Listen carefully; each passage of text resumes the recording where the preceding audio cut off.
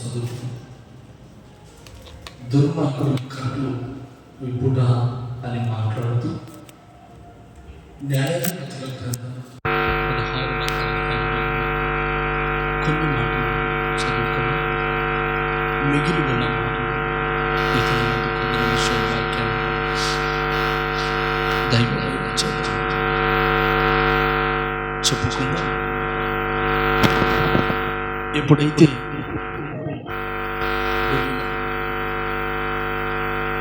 దేవుని సన్నిధిలో ఉంటుందో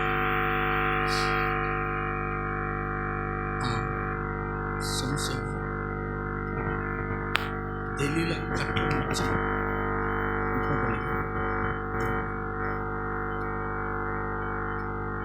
16వ అధ్యాయం 12 వచనాలు 11-12 వచనాలు. కట్లు విప్పుకున్నాడు.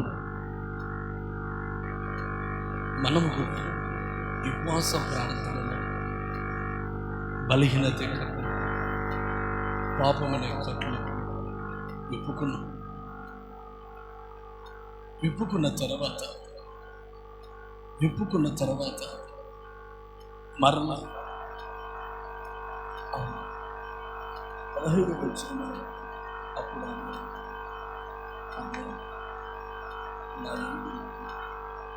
నీకు ఇష్టము లేదని నేను నిన్ను ప్రేమించుచున్నాను, నీవెందుకు చెప్పుచున్నాను? ఇదివరకు నీవు నన్ను నిబంధన చేసి నీ గొప్ప బలం దేవునిలో ఉన్నది నాకు తెలియకపోతుందని అతనితో అనుదినము మాటల చెక్క అతను బాధించి తొందర పెట్టించుకోవడం అతను రాను విసిగి సాధకుడు.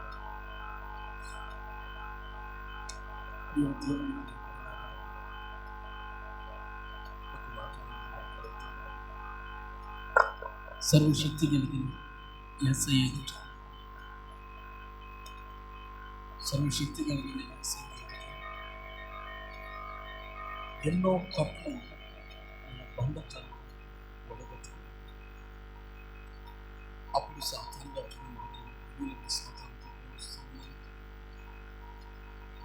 సంసోను దేవుని సన్నిధిలో ప్రతిష్ఠిత ఈ దినమును నీకు ప్రతిష్ట, ఒక పరిశుద్ధత, ఒక బతుకు దేవుని ఆజ్ఞలో ఎన్నో కట్లు విప్పుకున్నావు. కట్లు విప్పుకున్నావు స్థలం కట్లు విప్పుకున్నావు కానీ పరిసరాలు, కట్లు విప్పుకున్నావు కానీ ఆలోచన, కట్లు విప్పుకున్నావు కానీ నడకలు, కట్లు విప్పుకున్నాడు కానీ స్థలం అదే స్థలం. కట్లు విప్పుకున్నాడు కానీ స్థలం ఉపవాసం కట్టబడ్డ కట్లు మీరు విప్పుకోవాలి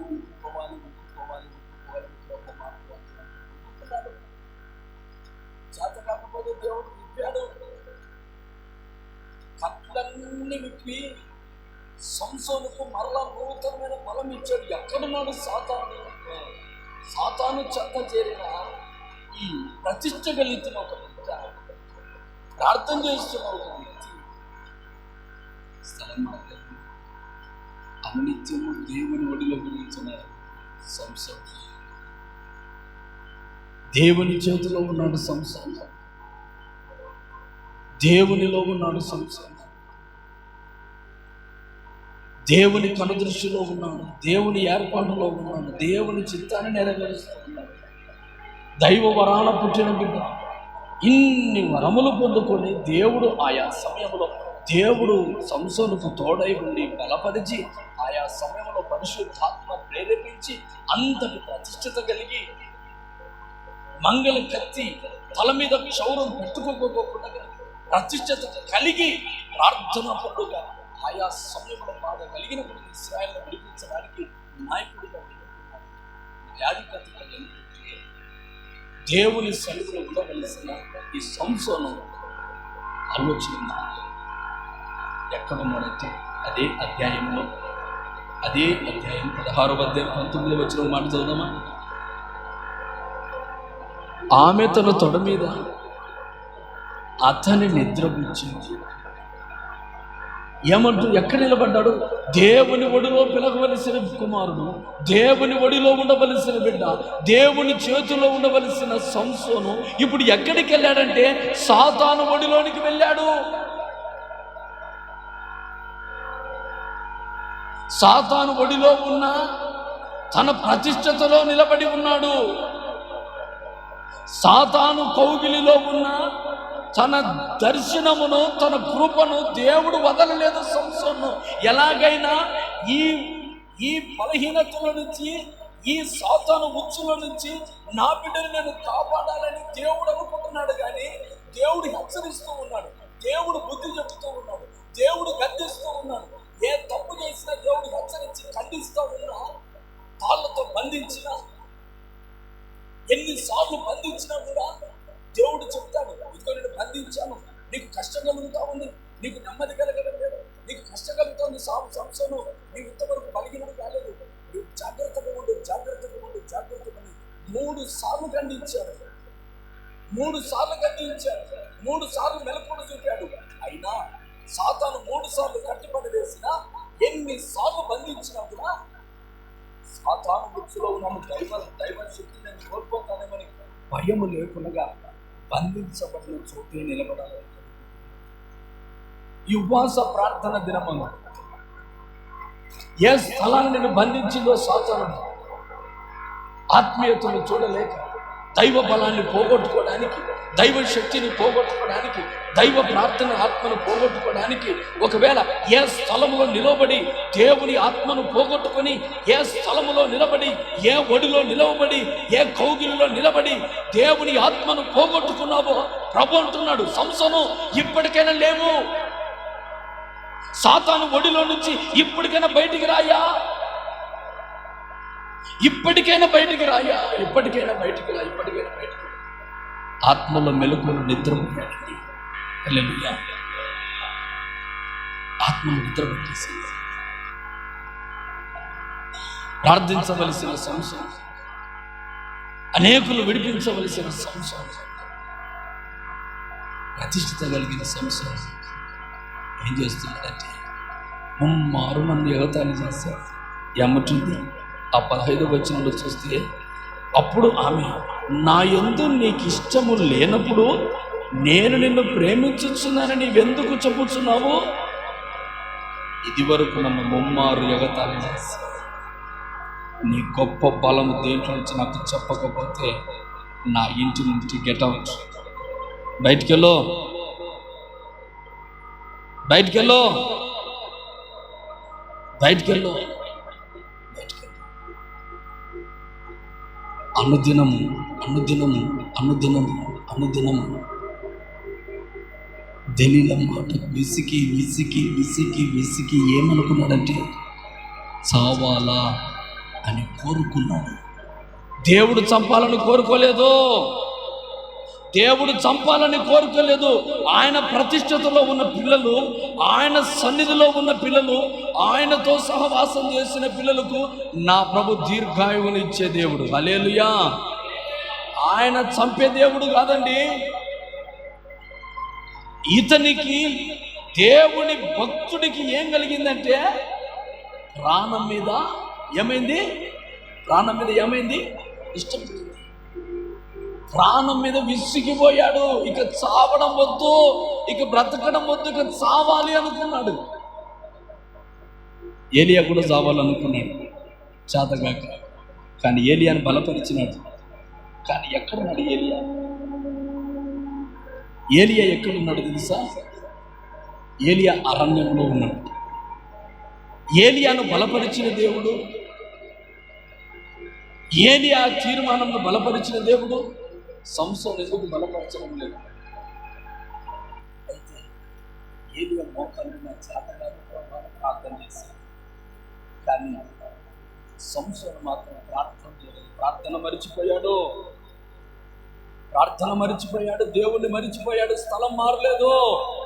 దేవుని కౌగిలిలో ఉండవలసిన సంసోను తెలియని ఒడిలో పడుకున్న వెంటనే దేవుడు అంటున్నాడు, నీకు అవసరం లేదు, చెయ్యి విడిచి. ఈ ఉపవాస ప్రార్థన దినములలో ప్రభు ఈ మాటను బట్టి మనకు తెలియజేస్తుంది. బంధించిన బంధకాలు కట్లన్నీ విడగొట్టుకున్నావు, మంచిదే. కట్లన్నీ విడగొట్టావు, కట్లన్నీ తెంపుకున్నావు. కట్లన్నీ తెంపుకున్న తర్వాత నీవు విడిపోవాలి, నువ్వు ప్రయాణం కట్టాలి, ముందుకు వెళ్ళాలి. కానీ ముందుకు వెళ్ళకూడదు. ఆత్మీయ జీవితంలో అక్కడ నిలబడ్డావా, అదే ఆలోచన నిలబడ్డావా? ఈ ఉపవాస ప్రార్థన, నీ ఆలోచన, నీ తలంపులు, నీ స్థలాలు నా ప్రభు మార్చివేయుగాక. హల్లెలూయా.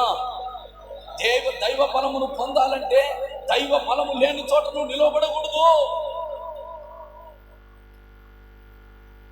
దైవ బలము కలిగిన వ్యక్తి సాతాను చోట నిలబడకూడదు. సాతాను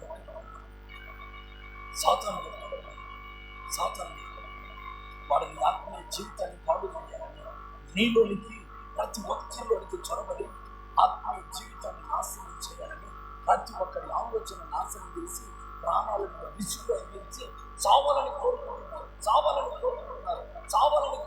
ఎవరైనా దేవుడి వరాన పుట్టిన బిడ్డ, దైవ వరాన పుట్టిన బిడ్డకే ఈ ఆలోచన వస్తే మనకు రావడంలో పెద్ద లెక్క. విసుగుతుందా, ఎవరిని విసుగుతుంది? సాతాను మన స్థలంలో నిలబడతాడు. సాతాను ఆలోచన, సాతాను స్థలంలో ఎవరైతే నిలబడి ఉంటారో వారి ప్రాణాలను విసుగుతుంటారు. ఈరోజు నీ ప్రాణాలను హాని కలగకుండా ప్రభావంగా అడుగు ఇచ్చగాని అడుగు ప్రతిమ పొందుకుంటా. హల్లెలూయా, హల్లెలూయా, హల్లెలూయా, హల్లెలూయా, హల్లెలూయా. ఎందుకంటే ఎప్పుడైతే ఆ న్యాయపత్రిక గ్రంథంలో నిలబడింది, న్యాయపత్రిక 16 వచ్చిన అప్పుడు అతను తన అభిప్రాయం అంతా ఆమెకు తెలియదు. నేను నా తల్లి గర్భంలో నాకు బదులుకొని దేవుని నాశనం చేయకుండా వారిని అనుకున్నాను. నా తల్లిని నమ్మడబట్టి లేదు, కానీ నాకు క్షౌరం చేసిన నా బలం నావడం తొలగిపోయి ఇతర మనుషులు తన అభిప్రాయం ఎప్పుడైతే దైవ రహస్యాన్ని దేవుడు నాతో పంచుకున్నాడు, దైవ రహస్యాన్ని, దైవ బలాన్ని ఇతరులు పంచుకున్నాడు, అప్పుడు దేవుడు చేసే సరే ఈసారి అని చక్కగా తన 16 గంటలు వచ్చి తన తొడ మీద నిద్రపుచ్చి ఒక క్షౌరము చేయించి అతను బాధించుకుంటూ క్షౌరము చేయించి అతను బాధించుకుంటూ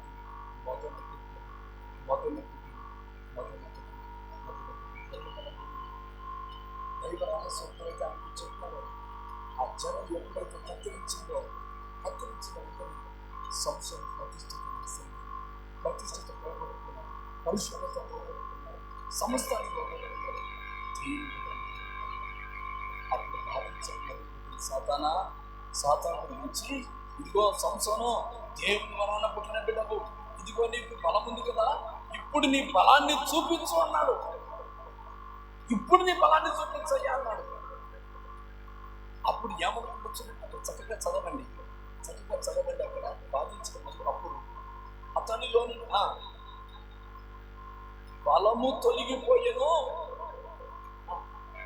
సంసోను పడుచున్నారనగా నిద్ర మేలుకొని నిద్ర మేలుకొని ఎప్పటి ఎట్లు నేను బయలుదేరి రజిమ్ముకుని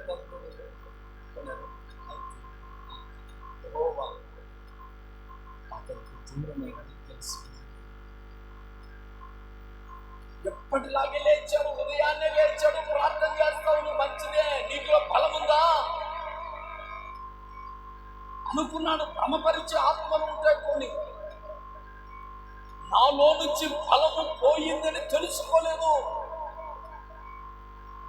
ఎప్పుడైతే సాతాను నిలబడిన స్థలాలు నిలబడుతున్నాను, సాతాను ఆలోచన చేస్తాను, సాతాను తనకు పరిశుద్ధతను పోగొట్టుకుంటాను, దైవ బలాన్ని పోగొట్టుకుంటాను. దేవుడు అతనికి రాసిన సంగతి అతనికి దేవుడు విడిచిపెట్టాడన్న సంగతి తెలీదు. దేవుడు విడిచిపెట్టాడన్న సంగతి తెలీదు. ఒకవేళ ఈ రోజున దేవుడు విడిచిపెట్టిన సంగతి నీకు తెలీదా? ఈ ఉపవాస ప్రార్థనలో దైవ బలము నువ్వు పొందుకోవాలని ప్రార్థన చేయి. దైవ బలము నువ్వు పొందుకోలేదని, దేవుడు నిన్ను దూరం చేసుకున్నాడని, దేవుడు నిన్ను విడనాడని నీవు తెలుసుకోకుండా ఇంకా అలాగే భక్తి చేస్తున్నావు. ఈ రోజున ఇలాగనే భక్తి చేస్తున్న దేవుడు నేను అపరిశుద్ధమైన కార్యాలు చేసినా, ఎన్ని చేసినా దేవుడు నాకు తోడున్నాడు అదే భ్రమలో ఉన్నామా? ప్రభువైన సన్నిధిలో దేవుని ప్రేమికులారా, ఈ ఉపవాస ప్రార్థన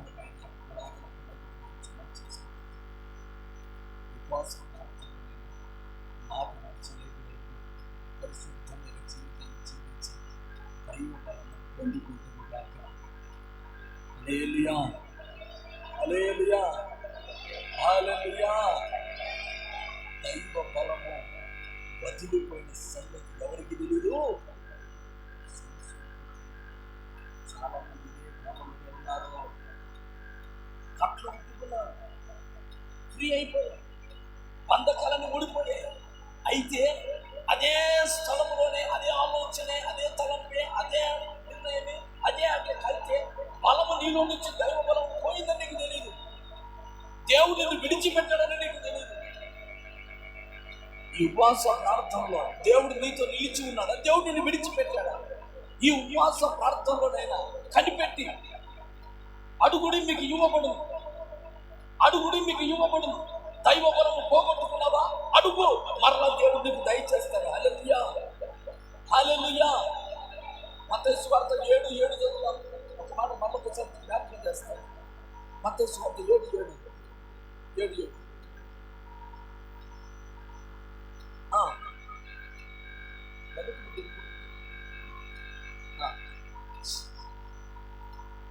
అడుగు ప్రతి వాడు పొందుకుంటాడు. అడుగుడి మీకు అడుగు ప్రతి మాటని పొందుకుంటాం. ఈ రోజున దైవ బలము నిన్ను విడిచిపోయినట్టు నీవు అనుకు తెలియదా? ఇంకా దైవ బలం నాలో ఉంది, దైవ బలం నాలో ఉంది, దైవ బలం నాలో ఉంది.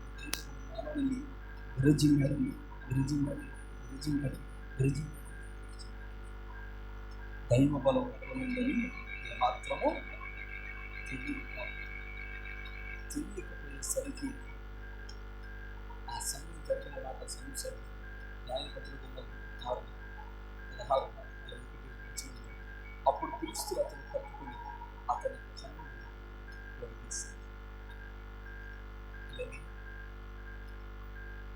దేవుడు ఎడబాల్సినప్పుడు దేవుడు నిన్ను నన్ను యథార్థంగా ప్రభు సన్నిధిలో ఉపవాస ప్రార్థనలో ప్రభు సన్నిధిలో కనిపెడుతున్న మాటలు, ప్రభు నాతో మాట్లాడుతున్నా, ప్రభు ఈ దినమునకు వర్తమానం నాకు అందించిన మాటలు ఏమిటి అంటే, ఆ పరిశుద్ధాత్మ దేవుడు మాట్లాడుతున్న మాటలు ఏమిటి అంటే, మొట్టమొదటిగా ఎవరైతే దేవుడు ఎడవాల్సిన సంగతి తెలుసుకోవాలని కోరుకుంటున్నావా? దేవుడు నన్ను విడిచిపెట్టాడు, దేవుడు నాలో లేడు, దేవుడు నాలో లేడు, దేవుడు నాలో లేడు లేడు లేడని ఎట్లా తెలుసుకుంటావు? దేవుడు లేని సంగతి ఒక విశ్వాసం ఎలా తెలుసుకుంటేది? సమయమైన ఓర్పు రెండు మాటలు. దేవుడు నాలో లేడు అని తెలుసుకోవలసిన సత్యము ఎలా తెలుస్తుంది ఒక విశ్వాసం? ఎవరు తెలుస్తారు? ఉదయాన్నే లేస్తామయ్యా, ఉదయాన్నే లేస్తూ ఉన్నాం సార్, ఉదయాన్నే లేచి ప్రార్థన చేస్తాము, ఉదయాన్నే లేచి మోకాలు నిలబడుతున్నాం, ఎప్పటిలాగానే ప్రార్థన చేస్తున్నాం, ఎప్పటిలాగానే ఉన్నాం. కానీ దేవుడు నాకు తోడున్నాడా అనే మాటలు మాట్లాడేవారు లేరా? అయితే దేవుడు అతనిలో ఉన్నాడా లేడా తెలుసుకోవాలంటే ఎలా? ఇప్పుడు నీవు అనుదినము మందిరానికి రాకపోయినా, బల్లాలో ప్రభు బల్లాలో చేయి వేయకపోయినా, అనునిత్యము చాలా మంది అనే మాట ఏమంటారంటే, మేము దేవుడు కనికరం కలిగిన దేవుడు, దేవుడు కృప కలిగిన దేవుడు, అన్నీ తెలిసి ఉన్న దేవుడు, అన్ని ఎరిగి ఉన్న దేవుడు, ఇలాంటి దేవుడు నాకు దూరం అవుతాడా? యేసు ప్రభు నా కొరకు ప్రాణం పెట్టాడు. ప్రాణం పెట్టిన దేవుడు నీ దగ్గరే ఉన్నాడా? ప్రాణం పెట్టిన దేవుడు నీ దగ్గరే ఉన్నాడు. మాట నేను అడుగుతూ ఉన్నాను, ప్రాణం పెట్టిన దేవుడు మన దగ్గరే ఉన్నాడా? భూలోకంలోనే ఉన్నాడా? ఆయన మానవుని పాపముల కొరకు చేయవలసిన కార్యక్రమం అంతా, చేయవలసిన రక్తాన్ని చిందించవలసిన రక్తాన్ని క్రయదనంగా చిందించి సంఘాన్ని పరిశుద్ధపరిచి ప్రభు ఒక మాట నాడు, ఎవరైతే నేను రెండవసారి రాబోతూ ఉన్నానో, ఎవరైతే నా రక్తం చేత కలంకము లేకుండా, మచ్చ లేకుండా, ముడత లేకుండా కడగబడిన మీరు శుద్ధిగా జీవించినట్లయితే నేను నాతో పాటు మిమ్మల్ని తీసుకొని వెళ్ళడానికి రెండవసారి రాబోతున్నాను అంటున్నాడు. ఎప్పుడు అంటున్నాడు? నేను పరిశుద్ధులను తీసుకొని వెళ్ళడానికి వస్తానంటున్నాడు, పాపులను తీసుకొని వెళ్ళడానికి అనలేదు. అయితే ఈ రోజున పరిశుద్ధ రక్తం చేత కడగబడి పరిశుద్ధిని అనిపించుకొని, ఇదిగో నీవు దేవుడు ఎడబాసిన సంగతి నీకు తెలుసుకోవాలి. ఈ రోజు నేను ఉదయాన్నే లేస్తూ ఉన్నాను, నా తప్పులు ఒప్పుకుంటున్నాను, నేను ప్రార్థన చేస్తూ ఉన్నాను, అయినా నాకు దేవుడు తోడున్నాడు. జాగ్రత్త సుమా. ఇదే భ్రమలోనే ఉన్నాడు సంసోను. జడలు ప్రతిష్టత కత్తిరించాడు, జడలు దేవుడు ప్రతిష్టత పోయింది. ప్రతిష్టత పోయిన తర్వాత దేవుడు ఎడబాసిన సంగతి తెలియక లేచి ఎప్పటిలాగా వెలుచుండుకున్నాడు. కానీ ప్రతిష్టత పోయిన సంగతి తెలీదు. తెలుసుకున్నాడు, దేవుడు ఎడబాసిన సంగతి తెలీదు. అప్పుడు తెలుసుకున్నాడు, దేవుడు నాతో లేడు అనుకున్నాడు. ఇప్పుడు ఫిలిస్తీన్లు సాతానుకు దొరికిపోయాడు. ఫిలిస్తీన్లు సాతానుతో పోలుస్తూ ఉన్నాను. ఫిలిస్తీన్ల గుంపుకు దొరికిపోయిన వెంటనే వారు ఏం చేశారు? మొట్టమొదటి అనుభవం ఏమిటంటే 21వ వచనం 16వ అధ్యాయం న్యాయాధిపతులు. ఫిలిస్తీన్లు అతన్ని పట్టుకొని అతని కన్నులు ఊడదీసి జాగ్రత్తని తీసుకుని వచ్చి ఇత్తడి సంకెళ్ళు చేత బంధించిరి. అతడు బందీ గృహములో తిరగలి విసురువాడాయను. అయితే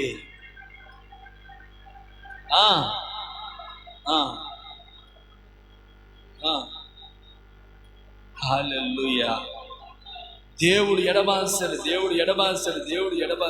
అయితే మొట్టమొదటి అనుభవం, సాతానుకు చిక్కిన వెంటనే వాడు 2 కళ్ళు మరుస్తాడు, నిన్ను గుడ్డివానిగా చేస్తాడు.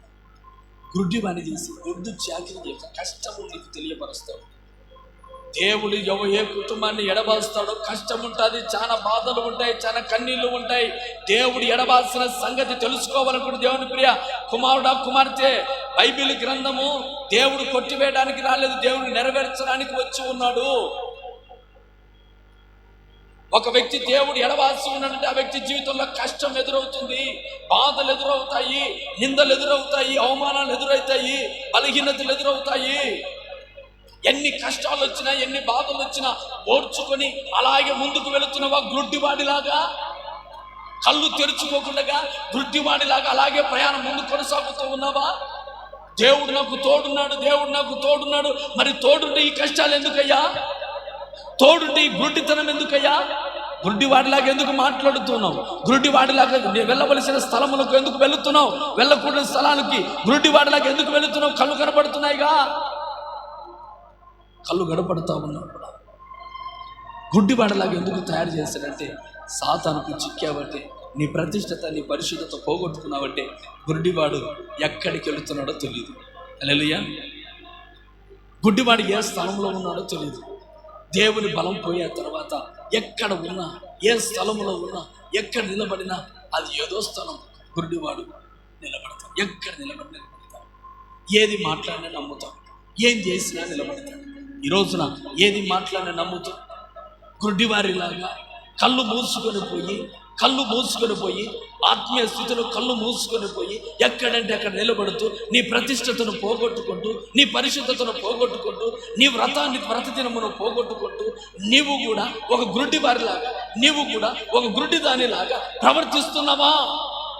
ఆ గుడ్డితనము తర్వాత నీకు కలుగుతున్న అనుభవం ఏమిటి అంటే, దేవుడు నిన్ను ఎడబాసినప్పుడు నువ్వు గుడ్డివాడిలాగా ఎట్లు పనులంటే చేసావు, ఏ పని చేయాలంటే చేసావు, ఏ ఆలోచన అంటే అలా చేసావు, ఎలా వెళ్ళాలంటే అలా వెళ్ళావు, ఏది మాట్లాడాలంటే అది మాట్లాడావు, అన్నీ అయిపోయావు. గుడ్డివాడి అనుభవాలు వచ్చేసాయి. గుడ్డివాడి అనుభవాలు వచ్చిన తర్వాత రెండవ అనుభవం ఏమిటంటే కష్టము, శ్రమ, కానుకలు తిప్పిస్తూ ఉన్నాడు.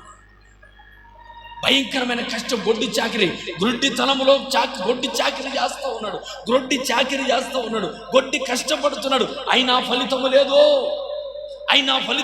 లాభము లేదు, గానుగలు తిప్పుతూ ఉన్నాడు. గానుగలో నూనె రాబడుతూ ఉంది. అయితే సాతానుకు ప్రయోజనము కానీ సంసోనుకు ప్రయోజనము లేదు. ఈరోజు ఆత్మీయ దేవుని ప్రేమ పరిశుద్ధాత్మ దేవుడు మాట్లాడుతున్న మాట ఏమిటి అంటే, గుడ్డితనం, నీ ప్రతిష్ఠిత పోయిన తర్వాత గుడ్డితనం కలిగి, ఆ గుడ్డితనం వల్ల ఏది చేసావో తెలియక, ఎక్కడ నిలబడ్డావో తెలియక, ఏ పనులు చేసావో తెలియక ప్రతిష్ఠతను పోగొట్టుకొని, పరిశుద్ధతను పోగొట్టుకొని ఈ రోజున ఏడుస్తూ కుటుంబంలో భయంకరమైన శ్రమను అనుభవించడానికి గల కారణం ఏంటి? కుటుంబంలో మరి కష్టాలు రావడానికి గల కారణం ఏంటి? కుటుంబంలో రోగం రావడానికి గల కారణం ఏంటి? కుటుంబంలో కన్నీళ్ళు రావడానికి గల కారణం ఏంటి? చేసిన ప్రతి సొమ్ము వ్యర్థం కావడం ఏంటి? ఎంత కష్టార్జితం చేసి చూసినా, ఎంత సొమ్ము చేతిలోకి వచ్చినా నిలబడకపోవడానికి గల కారణం ఏంటి? ఎందుకు ఈ కష్టం, ఎందుకు ఈ శ్రమ, ఎందుకు ఈ బాధ, ఎందుకు ఈ వేదన, ఎందుకు ఈ కన్నీళ్ళు? కారణం ఏంటి తెలుసా? ప్రతిష్ఠత పోగొట్టుకుని గుడ్డివారిగా మారి ఇంత శ్రమ పడుతూ ఉన్నా కూడా దేవుడు నాకు దూరం అయ్యాడనే సంగతి నీకు తెలియదు. ఇంకా మోకాళ్ళు నిలబడతావు, ప్రార్థనకి వెళ్తావు, బల్లలో చేస్తావు, దేవుడు నాకు తోడున్నాడు అనుకుంటున్నావు. సంసోను అదే అనుకుంటున్నాడు. దేవుడు ఎడబాల్సిన సంగతి అతనికి తెలియదు కనుకనే గుడ్డివాడిగా మారాడు కనుకనే కష్టపడుతున్నాడు కానీ ఆ బందీ గృహంలో నుంచి బయటికి రాలేని స్థితి. హల్లెలూయా. ఆ బందీ గృహం, ఆ చెరసాల నుంచి బయటికి రాలేకపోతున్నాడు. నడిపించేవాడి సహాయం కావాలా? అప్పుడు ఒకరే ఆలోచన చేసి సంసార జీవితాన్ని ఒకరే జ్ఞానము చేత, తెలివి చేత ముందుకు నెట్టుకొని వెళ్ళేవారు. ఒకప్పుడు ఆత్మీయ స్థితిలో నిలబడ్డావు, ప్రార్థన చేస్తూ ఉన్నావు, పరిశుద్ధత నిలబడుతూ ఉన్నావు. అయితే దేవుడు అంటున్నాడు, అట్టి పరిశుద్ధత ప్రార్థన జీవితమును కోల్పోయిన తర్వాత గుడ్డివారిలాగా ప్రవర్తించి ఎక్కడ నిలబడాలో తెలియక అనేకుల సహాయాన్ని అడిగి గుడ్డివారిలాగా బందీ గృహంలో నుంచి బయటికి రాలేకున్నావా? ఈ ఉపవాస ప్రార్థన దినమందు నా ప్రభు నిన్ను చెరసాల నుంచి బయటికి నడిపించును గాక. ఈ ఉపవాస ప్రార్థనలో నుంచి నీ దేవుడైన యెహోవా నీకు తోడై ఉండి, మనందరికీ తోడై ఉండి ఆ బందీ గృహంలో నుంచి బయటికి నడిపించునుగాక. బయటికి నడిపిస్తాడు నా దేవుడు. ఆ చెరసాల నుంచి బయటికి నడిపిస్తాడు, ఆ గుడ్డితనంలో నుంచి బయటికి నడిపిస్తాడు. నూతనమైన బలము దేవుడు దయచేస్తాడు. కారణం ఏంటి? ఎందుకో తెలుసా? ప్రభు ప్రకటన గ్రంథము, ఒక మాట చదువుకుందాం. ప్రకటన గ్రంథము 2వ అధ్యాయము. ప్రకటన గ్రంథము 2వ అధ్యాయము చూద్దాం. ప్రకటన గ్రంథం 2వ అధ్యాయము 2వ వచనం. నీ క్రియలను, నీ కష్టమును, నీ సహనమును నేను ఎరుగుదును. నీవు దుష్టులను సహింపలేవనియు, అపోస్తులు కాక తాము అపోస్తులని చెప్పుకొనొచ్చు, వారిని పరీక్షించి వారు అబద్ధికులని నీవు కనుగొంటివి అనియు, నీవు సహనము కలిగి నా నామము నిమిత్తము భారము భరించి అలయలేదని నేను ప్రభు అంటున్నాడు. నా నామము నిమిత్తం, నా యేసు నామము నిమిత్తం ఎంతో భారాన్ని భరించావు, ఎంతో సహనాన్ని జీవించావు, ఎంతో సహనంగా ఉన్నావు. అయినా 4వ వచనం అంటాడు, అయినను మొదట నీకుండిన ప్రేమను నీవు వదిలితివి, నేను నీ మీద తప్పు ఒకటి మోపవలసి ఉన్నది. నీవు ఏ స్థితిలో నుండి పడిపోతివో అది జ్ఞాపకము చేసుకొని మారు మనసు పొంది ఆ మొదటి క్రియలను చేయుము. హల్లెలూయా, హల్లెలూయా, హల్లెలూయా. మొదటి క్రియలు చేయాలా? మొదటి నీకుండా ప్రేమను ఎందుకు వదిలేతివి? దేవుడు అడుగుతున్నాడు. దేవుని మీద ప్రార్థన చేసేవారు, దేవుని మీద ప్రారంభంలో భక్తి జీవితంలో మారు మనసు పొంది బాప్తిసం తీసుకున్న సమయమున ఇదిగో ఒక అగ్ని కణములాగా ప్రార్థన చేశారు. అగ్ని కణములాగా దేవుని యందు నిలబడి ఉన్నారు. అయితే దేవుని మీద అటువంటి ప్రార్థన, భయము, భక్తి ఎక్కడ పోయింది? దేవుడు దేవుడని ప్రేమించేవాళ్ళు, దేవుడు దేవుడని ప్రేమను ఇష్టపడే వాళ్ళు, దేవుని మందిరము, దేవుని మందిరము, దేవుని సన్నిధి, దేవుని వాక్యమని ఆహర్నిశము తాహతాపడేవారు. దేవుని వాక్యము కొరకు, దేవుని మందిరము కొరకు, దేవుని పరిచర్య కొరకు, ఆ దేవుని కొరకు ఎల్లప్పుడూ ప్రేమ కలిగి ఆయన కొరకు ఎదురు చూసేవారు. ఇప్పుడు ఏది ఆ భయము, ఆ ప్రేమ ఏది? దేవుని గుండెల్లో ప్రేమ, ప్రేమ, దేవుని ప్రేమ, దేవుని ప్రేమ ఎల్లప్పుడూ కనపడేది. దేవుని మందిరములో, దేవుని సన్నిధిలో, దేవుని వాక్యంలో, దేవుని పరిచర్యలో ఎల్లప్పుడూ దేవుడు నాకు సహాయం చేయాలని దైవ దర్శనము కలుగునంత వరకు ఎల్లప్పుడూ కన్నీళ్లు విడిచి ప్రార్థన చేసి, ఉపవాసం ఉండి కన్నీళ్లు విడిచి ప్రార్థన చేసావే, ఆ దేవుని ప్రేమ ఇప్పుడు ఎక్కడికి ప్రబడుతున్నాడు? నాకు ఇవ్వవలసిన ప్రేమ, దేవునికి ఇవ్వవలసిన ప్రేమ, దేవునికి ఇవ్వవలసిన ప్రేమ ప్రబడుతున్నాడు. దేవుడు అడుగుతున్నాడు, నాకు ఇవ్వవలసిన ప్రేమ ఎక్కడ? సంఘమా, బలిపీఠ ప్రార్థన మందిరమా? నాకు ఇవ్వవలసిన ప్రేమను ఎవరు నిలబెట్టావు? ఏ పురుషుడు నిలబడ్డాడు? ఏ స్త్రీ నిలబడింది? ఏ ధనము నిలబడింది? ఏ కోరిక నిలబడింది? ఏ ఆలోచన నిలబడింది? దేవుడు ఉండవలసిన స్థానంలో ఎవరున్నారు ఇప్పుడు? దేవుడు ఉండవలసిన గుండెల్లో ఎవరు ఉన్నారు ఇప్పుడు? దేవుడు ఉండవలసిన గుండెల్లో ఎవరు నివాసం చేస్తూ ఉన్నారు? దేవుడు నిలవలసిన ఆ స్థానం ఎవరికి ఇచ్చావు? దేవుని స్థానము ఎవరి దగ్గర సొంతమైపోయింది? ఈరోజున ప్రభు పరిశుద్ధాత్మ దేవుడు మాట్లాడుతున్న ప్రతి మాట ఈరోజు మన ఆత్మీయ బిడ్డలకు మెలకువను కలిగించును గాక. హల్లెలూయా. ప్రారంభంలో దేవుని ప్రతిష్టతను ఉన్న సంసోను ఆ ప్రతిష్టతను కోల్పోయాడు. దేవుడి గుండెల నిండా దేవుని భక్తి ఉంది సంసోనుకు. అయితే గుండెల నిండా దేవుని భక్తి ఉన్న కారణాన్ని బట్టి ఆ దేవుని భక్తిని యేసయ్యను తొలగించుకొని ఎప్పుడైతే దెలీలాను తెచ్చుకొని హృదయంలో పెట్టుకున్నాడు, దెలీలాను తెచ్చుకొని హృదయంలో పెట్టుకున్నాడు, దేవుని ప్రక్కన పెట్టాడు, దెలీలాను హృదయంలో తెచ్చుకున్నాడు, దెలీలాను హృదయం తెచ్చుకొని దేవదేవుని ప్రక్కన పెట్టుకొని దేవుని ఒడిలో ఉండవలసిన సంసోను, దేవుని ప్రేమలో ఉండవలసిన సంసోను ఇప్పుడు దెలీలా ఒడిలో పెట్టుకొని, దెలీలా గుండెల్లో పెట్టుకొని, దెలీలా ఒడిలో పడుకునేసరికి దేవుడు చేయి విడిచాడు. హల్లెలూయా. దేవుడు చేయి విడిచాడు. చేయి విడిచిన వెంటనే కష్టాలు కలుగుతూ ఉన్నాయి. చేయి విడిచిన గుడ్డివాడిలాగా ప్రయత్నిస్తున్నాడు. ఏం మాట్లాడుతున్నాడో, ఏం చేస్తూ ఉన్నాడో, ఎలా నిలబడుతూ ఉన్నాడో, ఏ క్రియలో ఉన్నాడో జ్ఞానం లేదు. గుడ్డివాడిలాగా మారిపోయాడు. ప్రియ ఆత్మీయ బిడ్డ, దేవుని ప్రేమను మరిచిపోయి, దేవుని సన్నిధి మరిచిపోయి ఈ ఉపవాస ప్రార్థనలో గుడ్డివారిగా మారిపోయావా? అయితే పరిశుద్ధాత్మదేవా నాతో మాట్లాడని ఎన్ని రోజులు దేవుని సన్నిధిలో చేతులైతే ప్రార్థన చేశావు? మారు మనసు పొందిన సమయాన ఎలాంటి ప్రార్థన ఉంది? ఈ రోజున ఎలాంటి ప్రార్థన ఉంది? దేవుడు ఎడబాసిన సంగతి తెలియదా? ఇంత కష్టపడుతున్నా, ఇంత కన్నీళ్లు గారుస్తున్నా, ఇన్ని శ్రమలు కలుగుతా ఉన్నా దేవుడు నీతో కూడా ఇంకా సంవత్సరంలాగా భక్తి చేస్తా ఉన్నావా? అదే చెరసాల్లో కూర్చున్నావా? కనుక్కున్నాడు సంవత్సరానికి, కనుగొని తీసుకుని వెళ్ళాను. సహవాసాలు మారిపోయి, స్నేహాలు మారిపోయి, మనుషులు మారిపోయారు. రండి న్యాయాధిపతుల చివరికి ఒక మాట మాట్లాడుకొని ముందుకు ముగించుకున్నాం. వెళ్ళిపోయాడు అనుకున్నాడు. అయితే అక్కడి నుంచి మనం మరలా 23 నుంచి మరలా ఇంటికి వెళ్ళాక మీరు చదవండి. దాగోను దేవత అతను ఏం చేస్తున్నట్టే, ఫిలిష్తీయుల సర్దాల్లో మన దేవత, మన శత్రువైన సంసోను మన చేతికి అప్పగించి ఉన్నదని చెప్పుకొని తమ దేవత అయిన దాగోను మహాబలి అర్పించుటకును పండుగ ఆచారమునకు కూడుకొనిరి. జనులు సంసోనును చూచినప్పుడు మన దేశమును పాడు చేసిన వాడును, మనలో అనేకులను చంపిన వాడునైనా ఈ శత్రువులను మన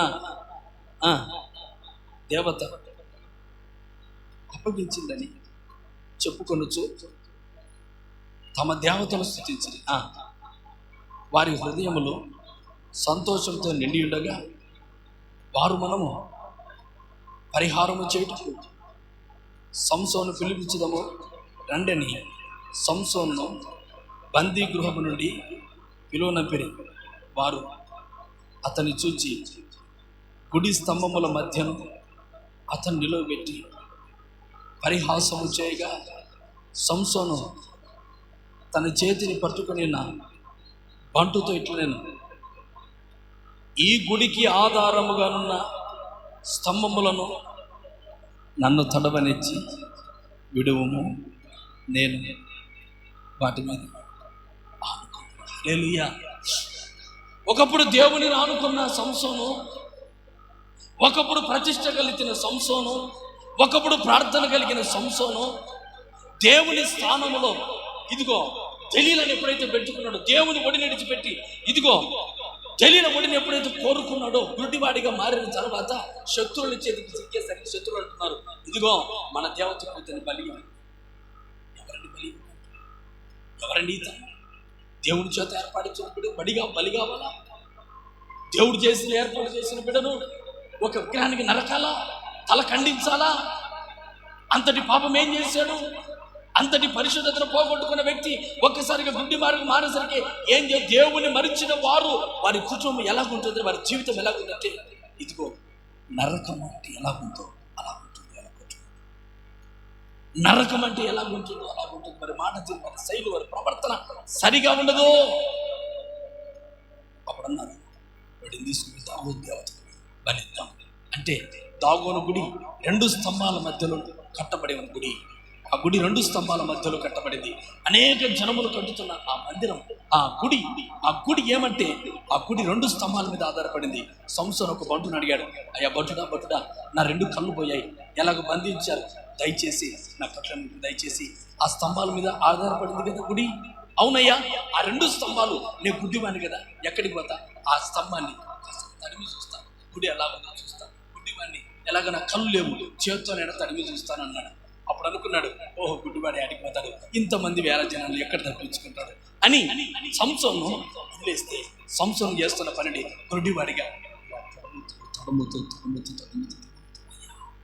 అయ్యా అప్పుడు చేశాడు. అప్పుడు 27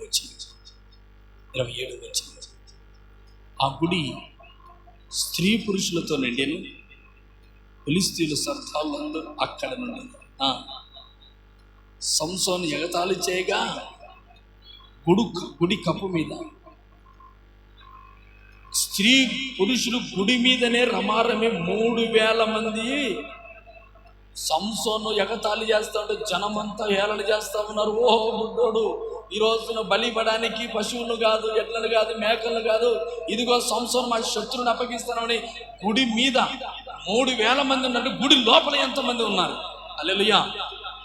గుడి మీదనే ఏదో 3000 మంది ఉంటే గుడి లోపల ఎన్ని వేల మంది ఉన్నారు? ఎంత పెద్ద గుడి! ఆ పెద్ద గుడి 2 స్తంభాల మధ్యలో నిలబెట్టారు. అయితే దేవుడు అప్పుడు సంసోను, యెహోవా ప్రభువా దయచేసి నన్ను జ్ఞాపకం చేసుకును, దయచేసి ఈసారి మాత్రం నన్ను బలపరచు, నా 2 కన్నుల నిమిత్తం ఫిలిష్తీయులు ఒక్క మర దండించి పగ తీర్చుకునిమ్మని యెహోవాకు మొరపెట్టాను. ఆ గుడికి ఆధారముగా 2 మధ్యస్థులు, ఒకదాన్ని కుడి చేత ఎడమ చేత హల్లెలూయా దేవునికి ప్రార్థన చేశాడు. నా 2 కన్నుల నిమిత్తం, నా 2 కన్నుల నిమిత్తం. ఎందుకన్నాడు? ఎందుకు ఈ మాట అనగా 2 కన్నుల నిమిత్తం ఎందుకన్నాడంటే, అయ్యా ఈ 2 కన్నులను మూసుకొని పోయి నీ బలమును చూడలేకపోయాను, నీ శక్తిని చూడలేకపోయాను, నీ రొమ్మును ఆనుకోలేకపోయాను. అలాంటి ఈ 2 కన్నుల నిమిత్తం కూడా ఎక్కారు. ఈ రెండు కన్నుల నిమిత్తం నా కన్నులు చేసిన పాపానికి నేను చావాలి. నా కన్నులు ఆశించింది నేను కోరాను, నేను చావాలి. కనుక ఈ ఒక్కసారికి నా ప్రార్థన ఆలకించి జ్ఞాపకం చేసుకున్నాడు. చప్పట్లు కొడదామా? హల్లెలూయా. అడుగుడి మిక్కువబడును, అడుగు ప్రతిది పొందుకుంటాం. దేవుడు కనికరం కలిగిన దేవుడండి, అడుగు వాటిని ఇచ్చు దేవుడండి. ఈ రోజున నీ ఆత్మీయ జీవితంలో ఏది నీవు కళ్ళు గుడ్డితనముగా మారి నీ ఆత్మీయ జీవితంలో, మన ఆత్మీయ జీవితంలో ఏది పోగొట్టుకున్నామో అది అడగమని దేవుడు ఈ ఉపవాస ప్రార్థనలో చెబుతూ ఉన్నాడు. ఏ ఆత్మీయత పోగొట్టుకున్నావు, ఏ వరాన్ని పోగొట్టుకున్నావు, ఏ బలాన్ని పోగొట్టుకున్నావు, ఏ శక్తిని పోగొట్టుకున్నావు, ఏ దర్శనాన్ని పోగొట్టుకున్నావు, ఏ పరిచర్యను పోగొట్టుకున్నావు, ఏ నెమ్మదిని పోగొట్టుకున్నావు, ఏ సన్నిధి పోగొట్టుకున్నావు, ఈ రోజున ఈ ఉపవాస ప్రార్థన దినముందు ఉపవాసమున్న నీ జీవితంలో ప్రార్థన చేస్తూ దేవుని అడిగావంటే నా ప్రభు నీకు కోరినది దయచేయునుగాక. హల్లెలూయా, హల్లెలూయా. అయితే అంటున్నాడు, ప్రభా ఈ మధ్య స్తంభంలో నిలబెట్టారు, ఆ రెండింటిని పట్టుకున్నాడు, నేను ఫిలిష్తీయులను చంపుదాము. ఆ మాట చదువుదాము. 30వ వచనం, నేనును ఫిలిష్తీయులను చనిపోదము గాక అని చెప్పి బలముతో వంగినప్పుడు గుడి ఆ సద్దాలుల మీదను దానిలో జనుల మీదను పడెను. మరణకాలమున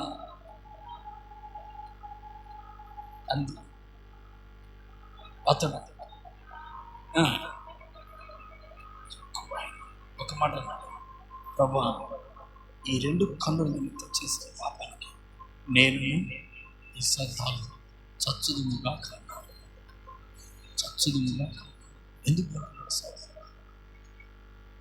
ఫిలిష్తీయుల సర్దారులను చంపవలసడానికి, ఫిలిష్తీయుల సర్దారుల నుంచి విడిపించడానికి కోరుకున్న ఒక ప్రతిష్టత కలిగిన సంసోను ఎందుకు చావు కోరుకున్నాడో తెలుసా? ఎందుకు చావు కోరుకున్నాడో తెలుసా? అయ్యా ఈ రెండు కన్నుల నిమిత్తం నాకు ప్రార్థన చేస్తాను. ఈ రెండు కన్నుల నిమిత్తం, నేను చేసిన భయంకరమైన పాపం నిమిత్తం నేను నా శత్రువులతో చావాలి. ఇక నేను బ్రతకడానికి వీలు లేదు. ఎందుకు సంసోను? ఒకవేళ బ్రతికితే నీకు విరోధమైన చేస్తాను. అయ్యా చేసిన పాపం ఇక చాలు, నా జీవితానికి చాలయ్యా, నా జీవితానికి చాలయ్యా ముగించడానికి దేవునికి ప్రార్థన చేసి చివరికి ఏమడిగాడంటే నూతనమైన అడిగిన వెంటనే దేవుడు ఎడబాసిన దేవుడు, దూరముగా ఉన్న దేవుడు, దేవునికి ఆ వ్యక్తి చేసిన కార్యాలకు దూరముగా ఉన్న దేవుడు దగ్గరికి వచ్చాడు. చప్పట్లు కొడదామా? దూరముగా ఉన్న దేవుడు దగ్గరికి వచ్చాడు. దగ్గరగా వచ్చిన దేవుడు ఆ ఫిలిష్తీయుల సర్దాలు చంపడానికి సంసోనుకు బలము దయచేశాడు. కొట్టు చప్పట్లు. హల్లెలూయా, హల్లెలూయా. నీకు దేవుడు దూరం అయ్యాడని బాధపడుతూ ఉన్నావా? గురుడితనాన్ని బట్టి ఇక ఎల్లప్పుడూ అటువంటి పాపం జరుగుతుంది. వెళ్ళనయ్యా, నా గురుడితనాన్ని తొలగించండి, ప్రతిష్ఠిత బలాన్ని దయచేయండి, నూతనమైన బలం దయచేయండి. నీ బలాన్ని నేను చూడాలి, నీ బలాన్ని నేను చూడాలని అని ఒకవేళ నీవు అడిగాము అంటే దూరముగా ఉన్న దేవుడు, ఎడబాసిన దేవుడు ఈ ఉపవాస ప్రార్థనలో నీకు సమీపముగా వచ్చి నీకు బలం కలగజేసి నీకు నూతనమైన కృప దయచేసి ఆ దేవదేవుడి బలం నీ జీవితంలో కలగజేయునుగాక. ఎప్పటి బలం అప్పటికంటే ఎప్పటి బలం. ఈ ఉపవాస ప్రార్థనలో ముందున్న జీవితంలో బలం అత్యధికముగా నీ నా జీవితంలో పొందుకుందుముగాక. అత్యధికమైన బలం మన జీవితంలో పొందుకుందుముగాక. మొక్కలు నిలబడతాం, ప్రార్థన చేద్దాం. ఇప్పుడు ఈ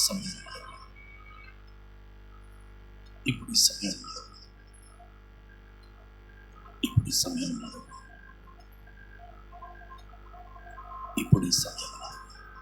వాక్యం విన్నావుగా.